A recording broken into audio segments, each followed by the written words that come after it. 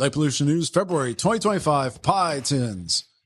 Today is a very special episode. We talk all things you've ever wondered about streetlights. And how do you feel about having a new scalable way to measure the night's brightness? This month, from Soft Lights Foundation, Mark Baker, civil engineer Nick Messler, and the president of the Caribbean Institute of Astronomy, Isa Mohammed. Here we go. Another Light Pollution News begins right now.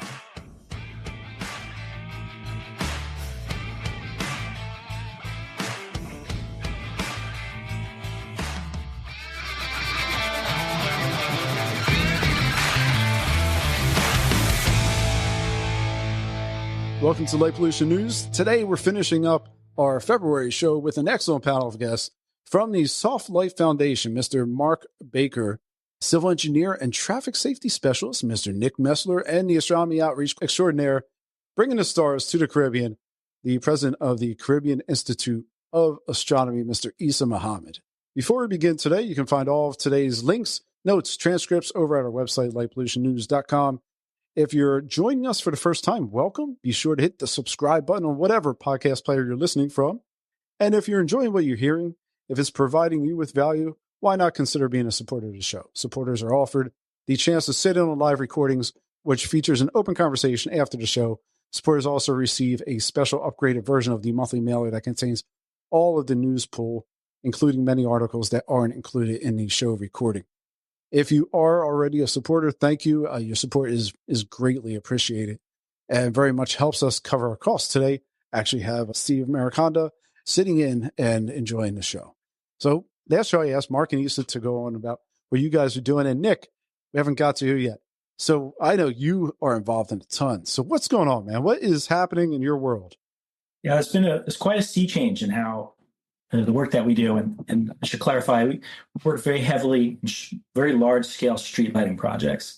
Historically, our company had been involved in just, really asset management, more so in the terms of street lighting conversions. If you're looking to upgrade your street lighting system, largely in the context of LEDs, it's been a question amongst cities. Well, I know I have street lights, but where are they? What kind of street light? What technology is installed? Is it working? Is it about to fall over? Do I want to roll a truck out there and come to find out the street light's about to fall over and waste time and money doing so? We've helped answer that question. So we actually did the city of Philadelphia a couple of years ago, helped inventory all 130,000 streetlights within the city of Philadelphia. So we had a team of about 20, 30 people walking around the city. A total distance we approximated about. So it would be like walking from Philadelphia to Denver, Colorado, the amount of ground that we covered. No, surely. Yeah. It was a great project. For that one in particular, we were only focused on the inventory side of things. The reason being is that if we're to convert all the streetlights, we're just 1% of that total construction effort, just figuring out where things are. But the contingency of the construction, we help bring that cost typically down in half. So you're saving 5 to 10% on the construction side. So the return on investment is significant. And cities really don't know where streetlights are. Is that because it was owned by, say, an electric company or something? Or it's varying degrees. I mean, I'd say most cities that we've dealt with, they know where maybe 60 to 70% of their streetlights are physically. They have a data set, and they say, I have a streetlight at this exact point. But they're often missing things. These are databases that are not updated regularly. The information that's associated with that is not maintained in any, standardized way.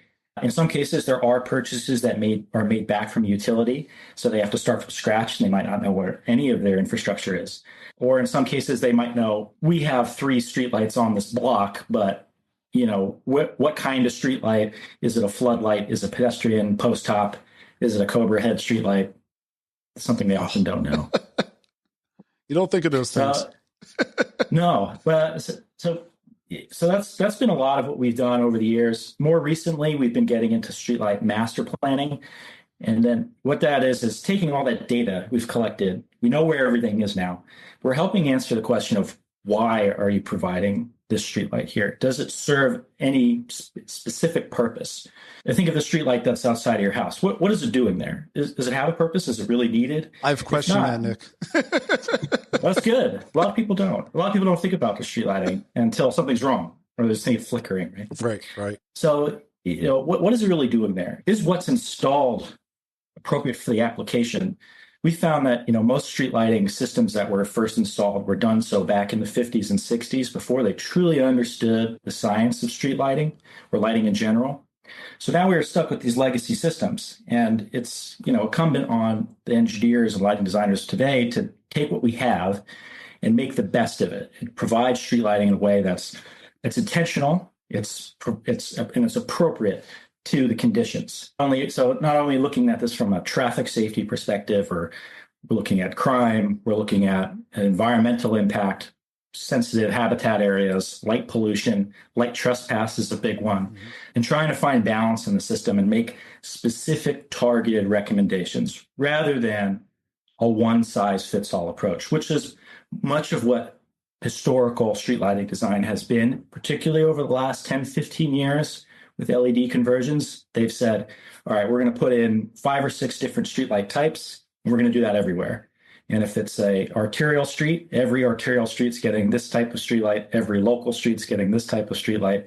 And they said, all right, let's call it a day, let's keep it simple. But we found that, in doing so, it's created a lot of negative externalities. We're starting to identify more and more issues with that by not having a nuanced, targeted approach. So what we do with the data that we collect is we build digital models of cities. Think of it as like Google Earth, but for street lighting. And I can tell you with that data where exactly you have illumination being provided and where you don't, and quantify that and say, is this appropriate for this context or is it not? And what would we recommend? And we're starting to do that in cities across the US and hopefully beyond soon. Nick, what role is machine learning or AI playing in this process for you guys?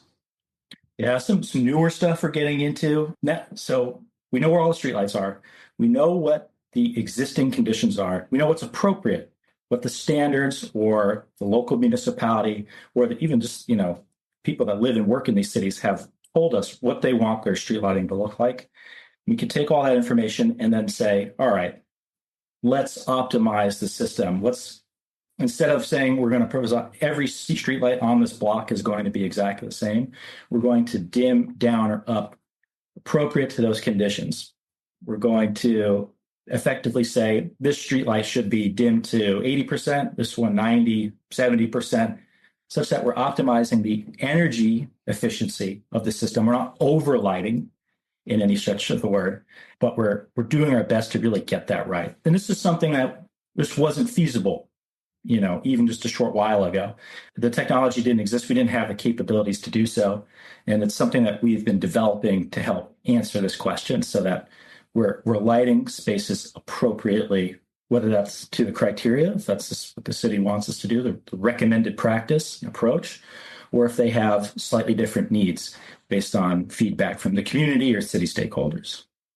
Well, I want to kick into the warm-up for this episode, and it pegs off of one of the things you just talked about, where a public works masterpiece up in New York at the corner of 6th Avenue and Lipsonard Street has installed a traffic light that's been upside down since May of 2024.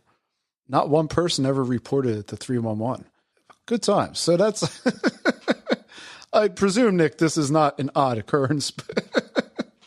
So my background is in traffic engineering, and believe you me, we saw the whole gamut of unusual things, and in places like New York, where this occurred, not surprised at all.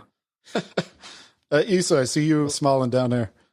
Well, I mean, it goes to show how much people missed the light that was now going up instead of coming down. It's a street light, yeah, that was installed upside down. This was a traffic control light.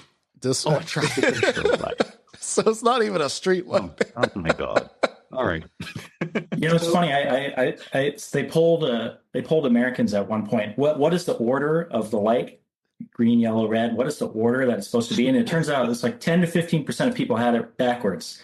So, as a driver, we're often thinking, it's in the periphery of what's going on. I think it's not surprising that, they see the red light, like, okay, it's red. They're not necessarily paying attention to the exact order.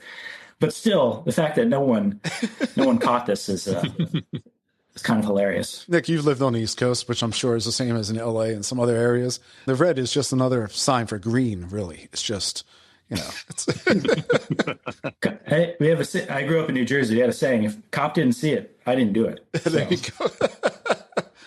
Well, in the world of streetlights, because we have a streetlight focused episode here, it's safe to say that some streetlights have always been that bad. Danish architect, lighting designer Paul Henningsen introduced a radical idea in street lighting back in the 1920s: eliminate glare and adequately illuminate surfaces. He did so by creating a fixture that capped the light at the top, forcing the light to bounce downward, while also shielding the element to prevent horizontal escape, i.e. glare. The fixture didn't win over everyone, of course, as the owner of the fixtures, Copenhagen Energy, ended up removing some shading to enhance the brightness. However, Henningsen again unsuccessfully attempted to improve lighting in the 60s with the advent of even newer and brighter lights, once again trying to re-angle and remove glare. Fast forward to 2025, many cities have been undertaking this, and you just mentioned, Nick, you mentioned you were helping in actually counting all the fixtures. In Philadelphia here, we're projected to have a savings of $8 million from our new fancy LED lights. However, the projected cost is going to be $91 million, supposedly amortized over the course of a decade.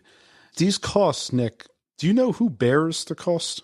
Yeah, so the way these projects are typically set up is that you have an energy savings corporation effectively administering the project. They hire the consultants to do the engineering. They hire the bucket trucks that are contracted to install the new lights. They hire Evari to tell us where the streetlights are.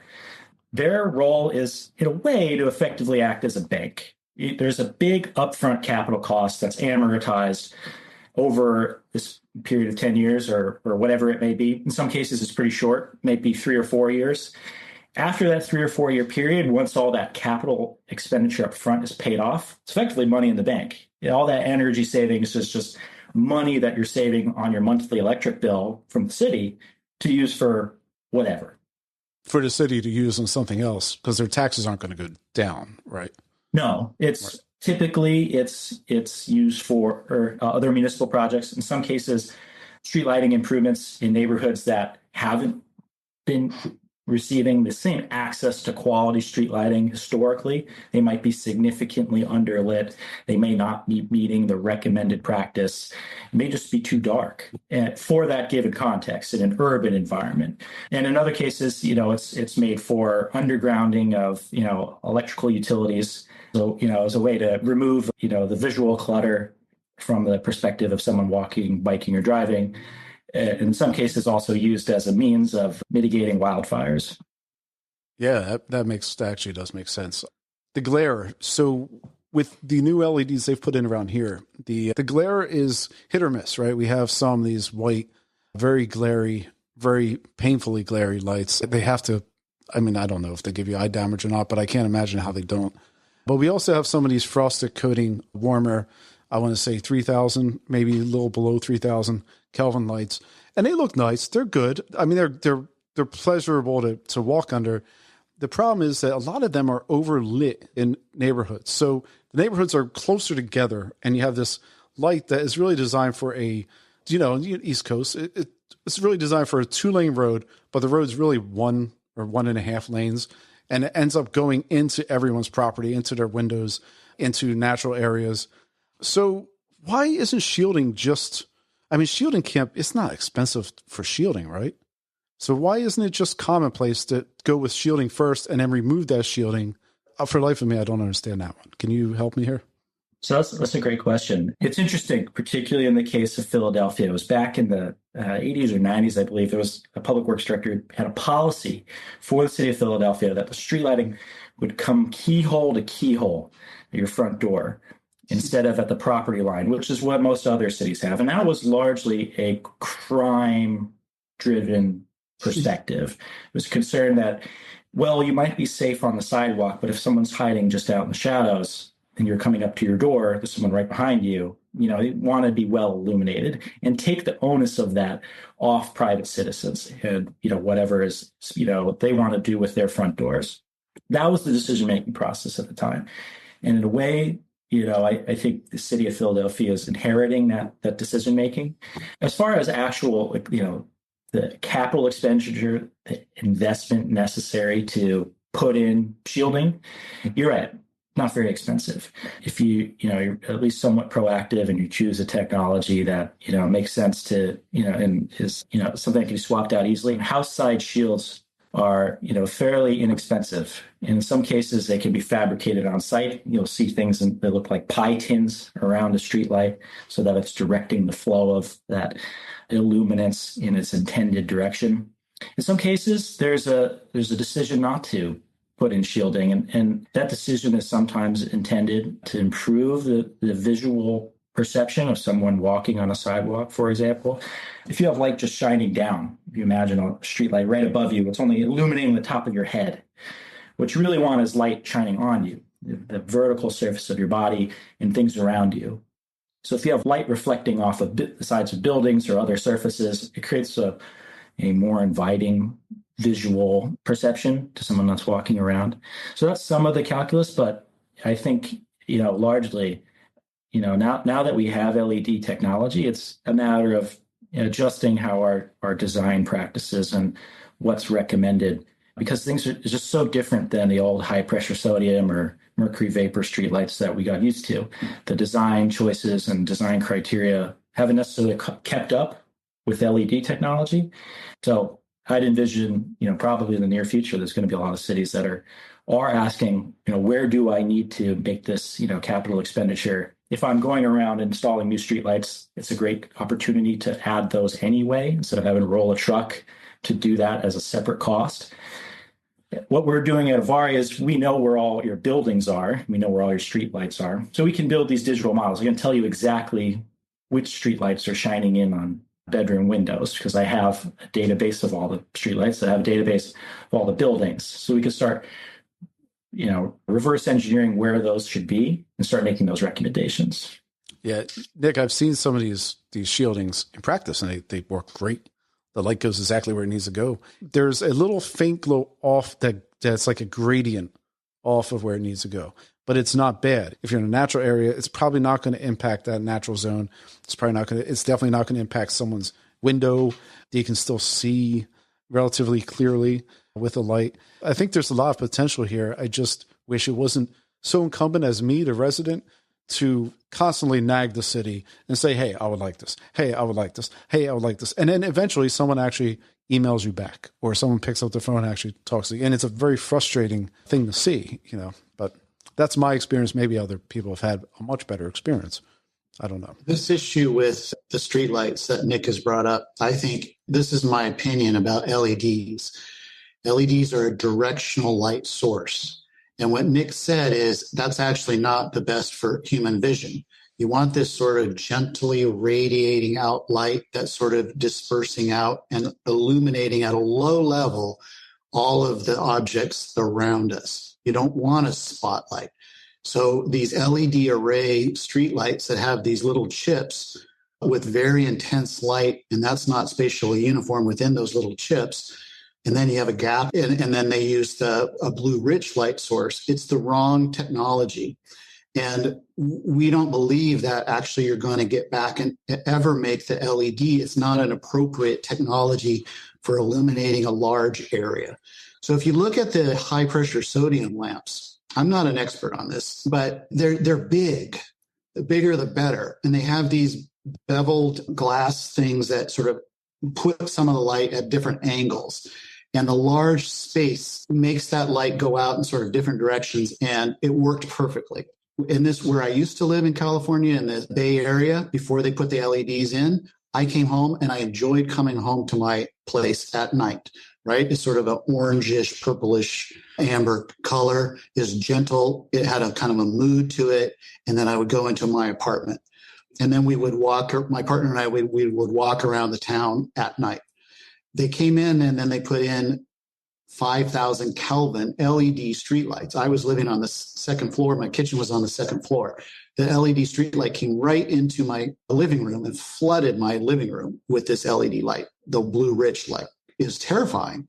And then we stopped our walks. We couldn't walk around anymore. I contacted the city, and this is when they first came out. So this was just when LEDs first came out. And, it was such a battle with the city to get them to change 5 lights. Well, okay, we'll do 5 lights in your neighborhood. Mark, it's absurdly hard to deal with a city. It's painfully hard for the services you pay for that you can't have access to. Anyway. Now, also in New York, there's a very important case. The village of Cambridge, New York, very tiny village, has filed a complaint with the New York State Public Services Commission. There's a case number. It's been going on for about 3 or 4 years. They took all the public comments, which like a couple hundred comments. Soft Lights Foundation submitted many of them. They heard the oral arguments a few months ago. So they're now in this decision-making process. And so some of the complaints were it's too bright. Some of the complaints were I'm getting a migraine. And some of the complaints were I'm having a seizure every time I step outside my house.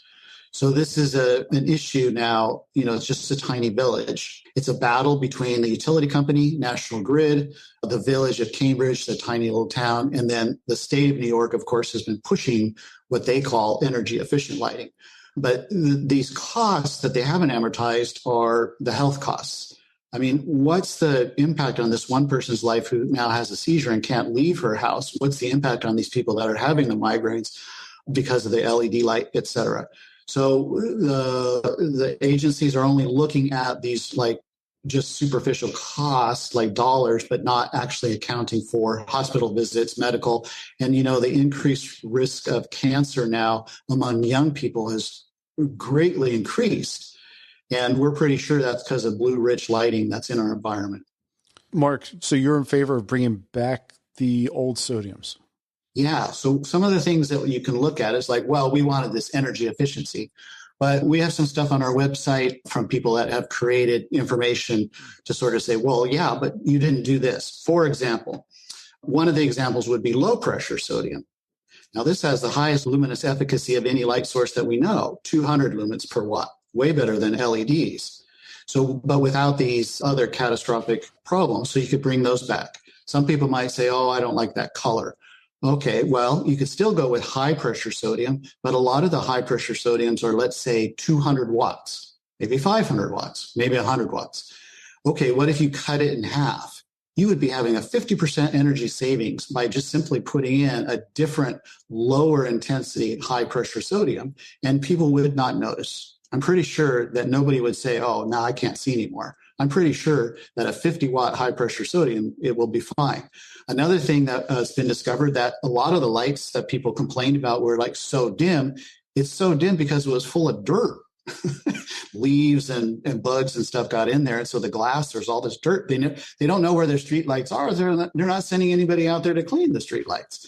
And so if you just go out and clean the bugs out, then your light output would increase. So there's all these solutions without having to switch to LED.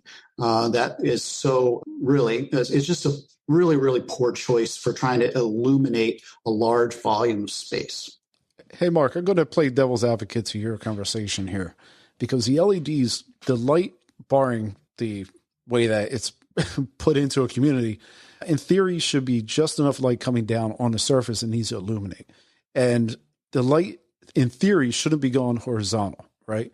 With sodium lights, there's no shielding, like it's going everywhere, right? Yeah. It's going in, it's intrusive lighting. And the intrusive lighting that you had in your place, that's more of an issue of the actual incompetence by the city, right? than it is, no, I'm being serious. Like, isn't that an issue incompetence by the city rather than actually, having good practice? Or am I wrong? Well, Is that a wrong assessment? You're absolutely right. It's a tricky thing. This stuff, light is complex. So that's why they're so difficult. But let me tell you a story. As an experiment, I just bought a bollard light. So I wanted to see if I could experiment with that because this keeps the light low to the ground. So a bollard is about 3 feet high, 1 meter high, and it has these louvers on it. And you can put a light bulb in. Now, this is sort of a side thing, but a lot of these bollard lights are now coming with the LEDs built in. So when it burns out and it doesn't work, you have to throw away the whole bollard. So I looked really, really, really careful to make sure I can get a screw-in light bulb kind. So this arrived in the mail, and then it's designed to be wired, but I want to demonstrate it to people. So I was rewiring and putting electrical extension cord, et cetera. I just got it going last night. and I want to experiment to see what the light looks like. So I got it running last night. It's about 3 feet high, and with the louvers, it was great. It illuminated my driveway so that I could see to walk. It's just a little tiny, it's an amber LED light bulb, like, I don't know, 4 or 5 watts. So it was a tiny amount of light, but I could see perfectly and for a large distance. The only thing that I didn't like was that it was a non-frosted bulb. And so if I was at a certain angle, the intensity of the LED was hitting me right in the eye. It's amber, so it wasn't like terrifying, but it was still too intense. So tonight I'm going to try a frosted bulb. But one of my questions, maybe Nick could talk about it, would be that I think that car headlights light the road. That's what they're for. They have headlights. For lighting pedestrian pathways and such, I think maybe you should have bollards. Don't have this light splaying all over the place. Reduce your light pollution by keeping it closer to the ground. What do you think, Nick? Yeah, so bollard lighting is something that's being tested for pedestrian safety. One of the big issues is that light is being shined out vertically.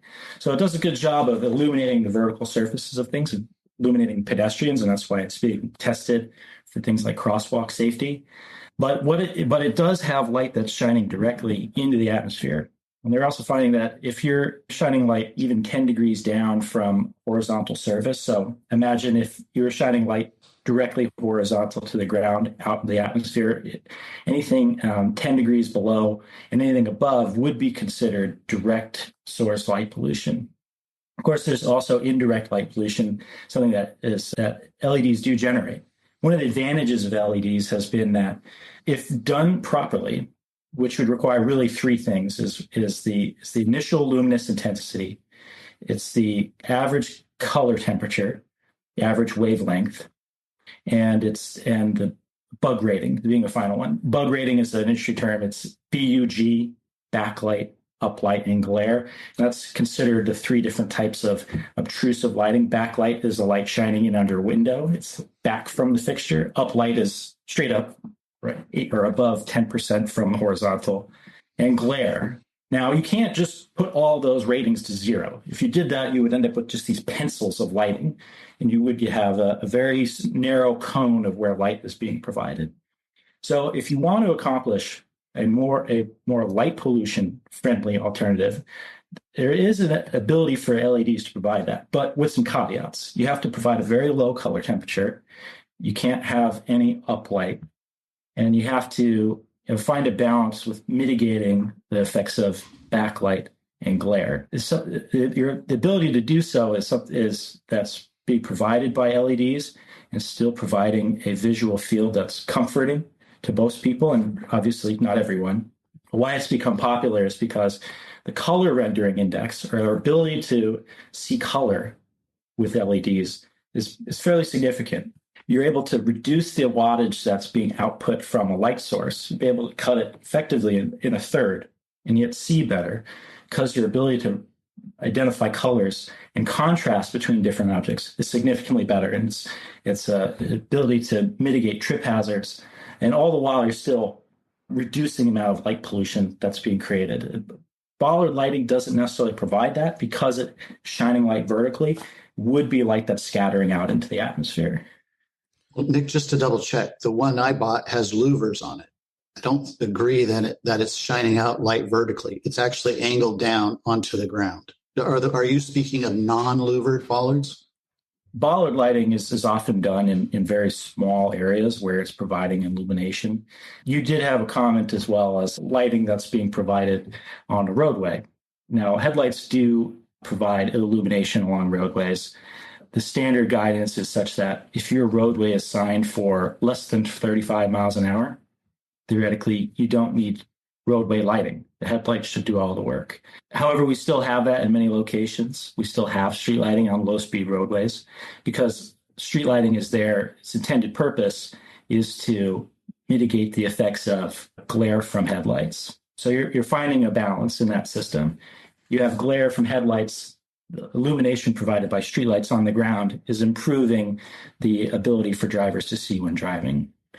Bollard lighting, from a pedestrian's perspective, it's often done in localized areas. To provide the minimum amount of illumination required for comfortable walking for most pedestrians, you need a significant amount of them in order to provide even distribution of illumination. So, Nick, I do have a quick question before we move on here. What if communities turn down the light gradually overnight? Yeah, that's starting to become more popular, particularly with things like lighting controls. It's this idea called shouldering, where you have the light that comes up as the day turns to dusk in the night. You slowly bring up your lights, and then at a certain designated time, you can turn down the output of that light. What they're finding is that from a visual perspective, if you cut the wattage in half of the streetlight, it doesn't cut in half your visual perception of how well you can see. So you can cut the amount of illumination being provided pretty significantly and still see fairly well, particularly when you have low amounts of traffic, low pedestrian vehicle conflicts, you can still see pretty well. And in particular, if you have, let's say a quiet residential neighborhood where you don't really have much of anyone walking around at night, there's even some communities that are starting to turn those lights off altogether. There's an energy savings component to it. And obviously, it's a very dark skies friendly approach as well. Network lighting controls is something that's been able to provide that. Lighting controls have been around for a long time, but the technology is finally in a place where it's very effective and is reliable to work.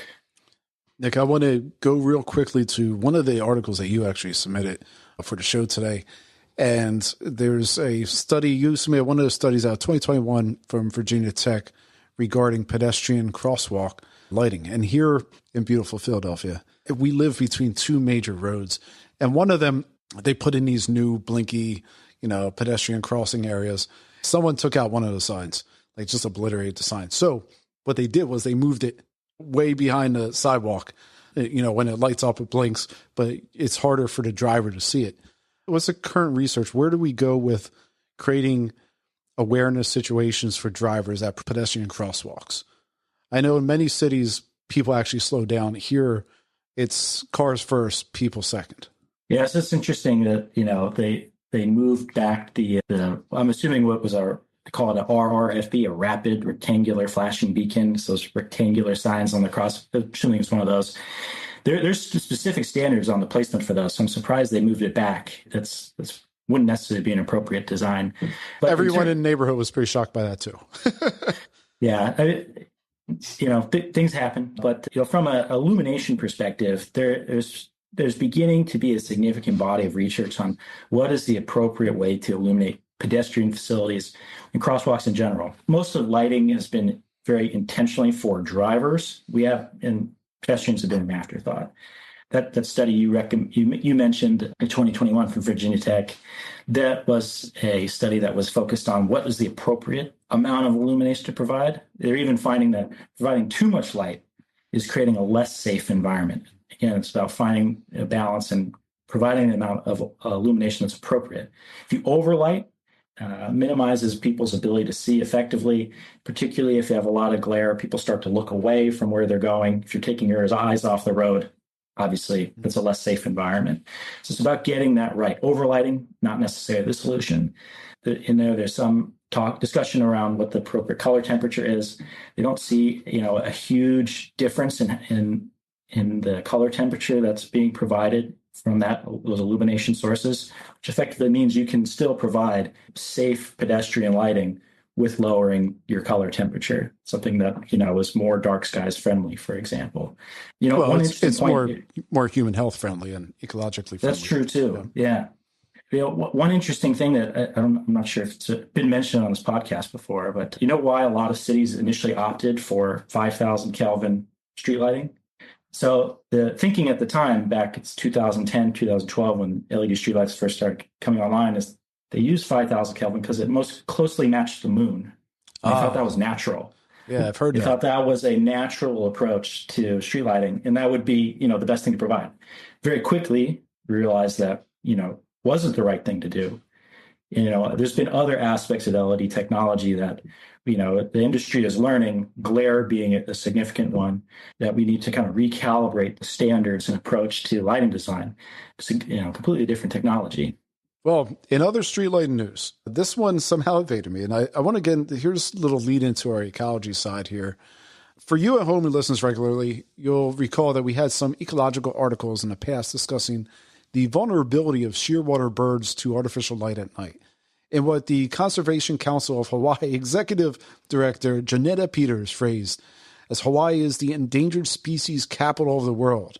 Hawaiian Electric Company and municipal leaders such as Maui Mayor Richard Bisson have claimed that obtaining responsible LED fixtures that utilize warm colors and lower the brightness is too much effort to help protect these shearwater birds. In January 2024, Earth Justice, an environmental nonprofit, issued an intent to sue Maui County and Hawaii Electric Company should they not comply with the Endangered Species Act provision to protect listed species. The suit was officially filed in November 2024, alleging 3 defendants, the Hawaiian Electric Company, Maui Electric Company, and the County of Maui. The issue apparently has been a drumbeat that is dating back to 2019. Not all is lost. Hawaiian Electric Company actually have entered into an agreement with the Conservation Council to provide $480,000 to habitat growth for Hawaiian seabirds, including lowering power lines and adding additional power line diverters. The remaining issue appears to be the stubborn one of streetlights. When I see these type of articles, I kind of scratch my head. And I think, is this more of an issue of bureaucracy? Is this what we're talking about here? This is an interesting one. My company has actually inventoried the county of Maui. So we know where all the streetlights are. And we've walked through the streets. We even went into Lahaina following the fires to see, what was still standing as part of this effort. They were in the midst of an LED conversion. And then this ordinance came in and they basically put the brakes on everything. And they're trying, there's really a mix of things happening simultaneously. And if you probably asked me in a month, there'd probably be a new update. But that ordinance that was passed in Maui County, they had a very specific criteria. The municipal code itself is very short. And the criteria that they were looking for was that outdoor lighting has to be less than 2% blue light. So if you have, in a place like Maui County, they have very significantly high energy costs. And, the LED technology is very attractive to lowering your energy costs overall. So, with that technology in mind, meeting that 2% blue light standard is rather difficult. They've been working with manufacturers to identify a product that could provide that while also meeting other lighting design criteria. And last I heard, and now this is a few months ago, is that they established that they could provide that. They would be able to meet that 2% blue light standard that's been set forth by the municipal code and still illuminate roadways appropriately. I also heard, things that there was just, people that were getting involved in the conversations that didn't understand lighting. And they thought that the color temperature should match the yellow light on a traffic light 1-for-1. And that should be what they're providing. But, that's a rather arbitrary statement to make. I don't know how true that is. This is something that was kind of heard down through the grapevine. But I think that, they came out with this, this municipal code. And, I like it. 2% blue light, I think, is something worth striving for in environmentally sensitive areas, of which Maui County is entirely an environmentally sensitive area. But the technology wasn't necessarily there to keep up. And there's a lag, and the manufacturers had to find a new solution.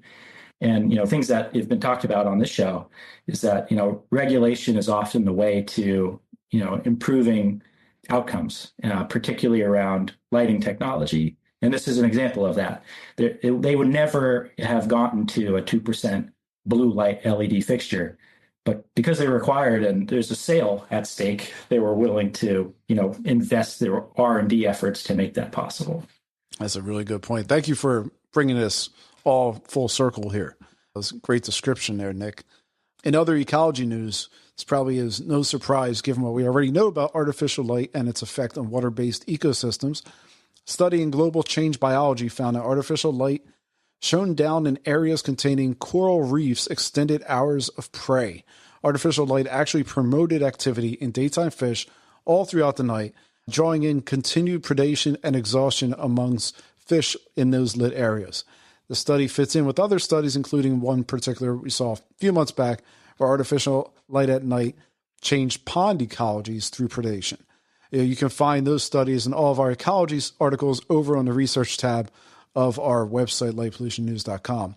Also notable this month, a study out of the Journal of Experimental Biology found that exposure to artificial light at night changed the brain's processing characteristics of early development stages of zebrafish. The fish in this control study they showed a bias toward a particular hemisphere of their brain. Those exposed to artificial light at night did not exhibit that partitioning. For instance, the control group processed visually via utilizing the right hemisphere of their brain, while the exposed group did not show any preference for hemisphere processing. And there's a very exceptional study in marine biology that looked at the effects, if any, of artificial light at night on coastal habitat of over 57 studies. Definitely worth the look. And this last one here from Biological Journal of Linnean Society, researchers looked at a spotted wing fruit fly agricultural pest. The artificial light at night decreased mating activities in both rural and urban populations, with the urban population understood to have more exposure to routine artificial light at night.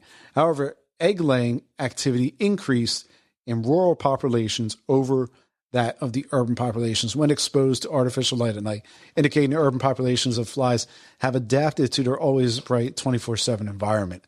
Before I give you guys a shout out before you start winding things down, I just want to go in here and talk real fast for the health news that we didn't get to last episode. First up, from the environmental research, by utilizing generalized outdoor brightness assessment via satellite imagery, a study size of 1,047 pregnant women found that exposure to outdoor artificial light at night may increase the risk of antenatal depression and anxiety symptoms. Next, from environmental research, by utilizing similar generalized outdoor brightness assessment from satellite data, a study with a participant size of 24,147 found exposure to environments with light pollution experienced a positive association with type 2 diabetes. This held true for correlation to air pollution. There was also an additional correlation with light pollution and fossil fuel-derived nitrous oxide on type 2 diabetes. Onward, from ecotoxicology and environmental safety, we have a study identifying that artificial light at night in the bedroom was positively associated with glucose metabolism markers. The study looked at 256 out of an initial 484 participants. The participants excluded apparently failed to fulfill data capture requirements. Of the 256 individuals who remained, they recorded light exposures via a light monitoring device. They also wore a device to measure their nighttime sleep and manually noted meal times while also providing fasting blood samples. So those round out the health news. Now, we're almost through this month's show here, and I want to give you guys a chance. How can people find, Nick, we've been talking a lot this episode. How can people learn more about what it is you're up to? Feel free to follow me on LinkedIn. You search me for Nick Messler. You can find me there. If you'll go to evariluxsolutions.com, they're constantly updating with new projects and digital models of cities that we're working in. You can pan to a city that we've been in, type in an address, and see what the lighting looks like in that environment. And always available via call or email. Love to talk more about cool stuff we're doing. Excellent. All right. Isa, I know we haven't heard from you much this episode, but hey, how can people learn more about what you're doing down there in Trinidad and Tobago? We have our website, CaribbeanAstronomy.com. Right now, we're actually in the process of updating that. So probably the best place will be through our Facebook group. And you could just search that as Carina, Carina. And we have pretty much everything there and also on Instagram. Again, search Carina. Did you guys do anything big for the occultation of Mars? Not the actually, we had a pretty big event last night because there was a conjunction of Venus and Saturn in the west and Mars pretty much at opposition in the east. And at our public observatory, the Vela Observatory, we actually had our first real public night on 300 people plus. Ooh. So it was a nice, wonderful, successful event. So we're really happy to have had that one under our belts recently. Well, very glad to hear you, sir. Keep up the good work down there. Mark, how can people learn more about the Soft Light Foundation? Yeah, Bill, Soft Lights, plural, SOFTLIGHTS.org. That's our website. We're in all the social media. We'd like you to sign our petition on change.org. If you type in change.org, ban blinding headlights, please add your name to that. Also on softlights.org, you can submit an LED incident report and let the government know that LEDs are harming you. We submit those to the Food and Drug Administration once per month. And if you submit something, and then you'll be notified if something happens. Okay, well, there we have it. Let's round out. We just got a handful more to do, one really interesting one at the end. I want to first congratulate the new communities that have been designated or recognized. Congratulations to Antelope, Oregon. Important note, that town provided the residents with free dark sky approved light bulbs. And this is an important piece of the puzzle there. Cottonwood Canyon State Park, located in Wasco, Oregon, also becomes an International Dark Sky Park, and Browns Canyon National Monument in Colorado becomes a International Dark Sky Park. So there was an article that came out, and I think this is a really good one to end on. If you've ever tried to explain the brightness, it's kind of like sky brightness to folks, you've undoubtedly found, and you've seen it on this show, that there's no one unified measure. Hence, we have an intriguing article from Urban Science that proposes a new scale based on measured values akin to those you'd identify using sky quality meter. I think what the authors are proposing it makes plenty of sense. Currently, we have sky brightness qualifications, but they don't at all have any unified scientific application. And here they're trying to build one model that can be used for multiple applications. Currently, we have techniques that include magnitudes per square arc second for devices such as sky quality meters. We have candelas per square meter for luminance measures. We have satellite radiance measurements. We have natural sky brightness measures that identify how many times brighter the sky is against the natural sky. And we have the amorphous Bortle scale. The authors propose a more nuanced scale with the ability to exceed or underwhelm on either end of that measure. For instance, the current measure often ends at a certain low magnitude threshold. The proposed measurements would eliminate an ending and starting threshold to allow for an infinite scalable measurement in either direction, hence provide a uniform detailed tool that can be used from everything from urban planning to health advisories and more. What do you guys think about that? Do we need a unified way of understanding what degree of brightness night is? As an astronomer, we use the arc seconds, the brightness per arc second one that you find on the sky quality meter. And I'm not sure if it would help to have a different measure. What I would like to see is just better data overall in terms of sky brightness, because I think there's a big gap in the data right now in terms of the frequency spectrum, especially because we use the satellite radiation, that upward light, and the satellites that we have right now are not very good in the blue spectrum. And as we switch to LEDs, it's causing, all the numbers to be reported badly. And I think that's a really big problem. If this revised method of measuring or coming up with a set of units that could measure the data, if it helps with that problem and helps give us a better overall picture, then I'm all for it. I think what we really need is more and better data. I agree with that statement that you need better data for sure. Let's say you're a city. They often have regulations related to a specific luminaire. Okay, this luminaire cannot exceed 3,000 K, but they don't have a regulation or some kind of a goal for the overall light pollution for the city. They may need a satellite for that. So they need something qualities to that they could measure and say, are we meeting our goals? They need to know that. So that data is really important. Yeah, it's certainly helping the work that we're doing. There's probably a half dozen different researchers that are trying to quantify what light pollution is and what is one street light's, contribution to that. And if I want to put in a different street light in, how is that going to impact light pollution? Can I quantify that and use that as part of my comparative analysis, not just how much money am I going to save on my electric bill? How many car crashes am I going to prevent? But on the other side of that equation, what is the reduction in light pollution? How many birds am I going to save? How many pollinators I'm going to save?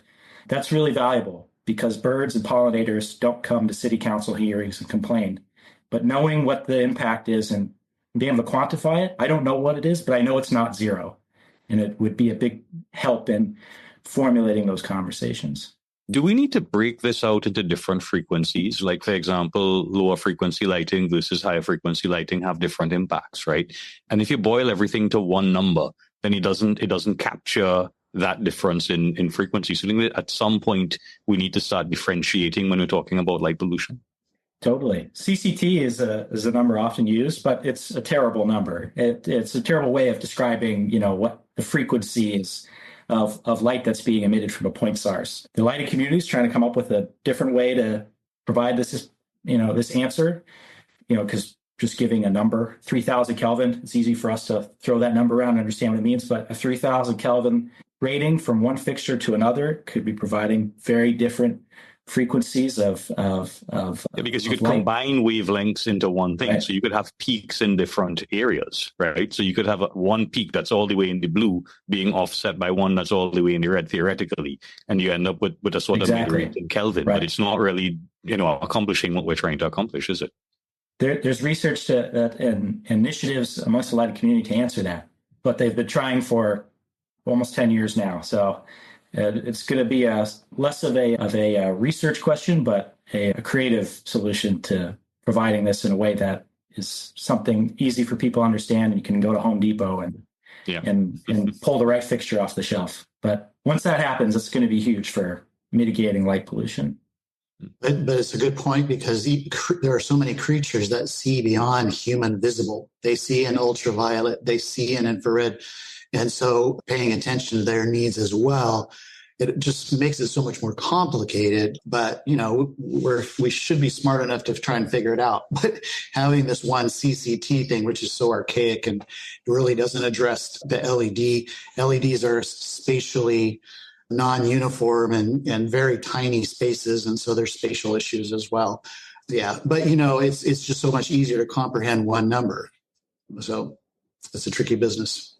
Well said, everyone. Wouldn't it be neat if we could live in even cities of the future where you had your pollinators, like you said, Nick, you had your, the birds could fly through, people felt safe at night, and you could look up and actually see more than just 50 stars. That would be, I think it's something we can do. I think it's something we can do. And Nick, you're helping to pave the route to do that. And hopefully communities can continue to work in that direction. I want to thank my guest this month, Soft Lights Foundation, Mr. Mark Baker, the Caribbean Institute of Astronomy's Isa Mohammed, and the very accomplished civil engineer Nick Messler. Thank you guys for joining me today. I really appreciate your time. You guys put together some great details, and I think the listener at home really appreciates that. So thank you. Light Pollution News was recorded on January 19th, 2025. You can learn more about today's show by clicking on the link page in the show note description. As a reminder, you can reach out to us on nearly all platforms, including Instagram, Facebook, LinkedIn, YouTube. You can also directly text us via the show link in the show notes, or simply email me at bill@lightpollutionnews.com. If you reach out feedback, I'll read it on the air. And otherwise, if I don't hear you till next month, hope you have a great rest of your February. I'm your host, Bill McGeaney, reminding you to only shine a light where it's needed.